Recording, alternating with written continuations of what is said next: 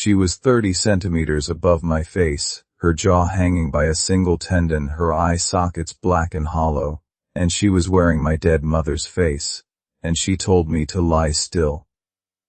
What she was waiting for. Part 4 of 4. I want to tell you I screamed. I want to tell you I ran. What I can tell you is that I lay on my back on the floor of that common room and I looked directly into her face from 30 centimeters away and I did not die, which is the only thing that surprises me about what happened next. Her face was my mother's face, not my mother as she had been in the hospital 3 weeks ago, gray and reduced by illness, a woman whose body had stopped being adequate for the life inside it. This was my mother as she had been in the worst years of my childhood. In her 40s, rigid with something I had called severity, her jaw set in that specific way that meant she had made a decision that could not be appealed. But her skin was wrong. The skin was translucent and cracked, and beneath it the dark veins branched across her cheekbones and into her temples. And her eyes were gone. The sockets where her eyes should have been were hollow and absolutely black, ringed with the red of ruptured vessels at their edges. And the black inside the sockets was not the black of closed eyes or of darkness, but the black of something behind the eyes that was looking through them. Her jaw was not quite attached. It hung by the tendons on its left side and was displaced slightly downward and to the right, and when she breathed, that wet standing, water breath. Her jaw moved with the breath, clicking as it had clicked in room 9. Clicking as it had clicked in the dark as she circled me. Her hands were at my chest level. Not touching me, positioned above me, her black and curling fingernails perhaps 10 centimeters from my folded hands. I understood in that moment why every guest had been found with their hands folded across their chests. She had folded them. She had come to them in the night and folded their hands and they had let her. Or they had not let her and it had not mattered. She looked at me for a long time. Her jaw clicked in its broken hinge. The smell of her was unbearable. The standing water, the thing beneath it that I will not try to name, the cold she carried pressing down on me from above like a weight. I want to tell you I was brave. I said her name. I said mother. Her jaw stopped clicking. The black hollow sockets were directed at my face and the clicking stopped and in the silence I said I know what you are. I don't know why I said it.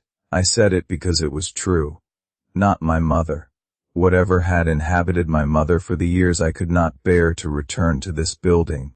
Whatever had looked at me with her face when I was 19 years old and told me with her voice that I should not come back. Whatever had used her hands to write my name in that log. Her jaw began moving again. Not clicking, moving. The way a jaw moves when something is trying to speak. The sound that came from her was not a voice. It was a wet, low, structural sound that came from deeper than the throat, like water moving through a pipe with a crack in it, like the sound of the building talking to itself in the dark. But I understood it. I cannot explain how I understood it. I understood it the way you understand the expressions of a face you have spent a childhood studying. It said lie still. That is all it said. Lie still. And I understood something else then. Something that the records could not have told me. Something that the letter could not have told me. The others had not died of fright. They had not been killed. They had done what they were told.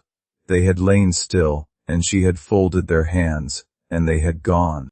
And I was 78 years old, and I was in October in this room with her above me, and I made the only decision I had left.